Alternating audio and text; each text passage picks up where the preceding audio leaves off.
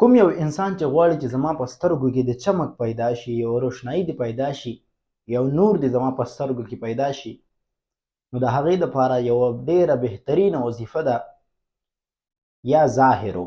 د الله جل شانه دا اسم مبارک دی چې دا د اشراق مونځ نه پس کم انسان لولي، نو الله جل شانه به د ده په سترګو کې داسې روښنایي پیدا کړي، داسې یو نور به پیدا کړي چې خلک دته ګوري نو هغوی له به مزه او خوند ورکوي. د دې ورد به 1500 پیرې کوي.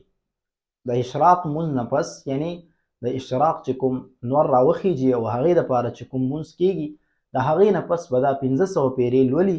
الله جل شانه به د ده سترګې داسې منورې وګرځوي او داسې ښکلې به جوړې شي چې د ده په سترګو کې به یو ښکلا وي، یو رونق به وي، او انسان چې دته ګوري نو هغه له به مزه ورکوي او خوند به ورکوي. نو کوشش کوو چې دا وظیفه هم کوو، ځکه چې دا ډیره مختصره هم ده او ډیره بهترینه هم ده.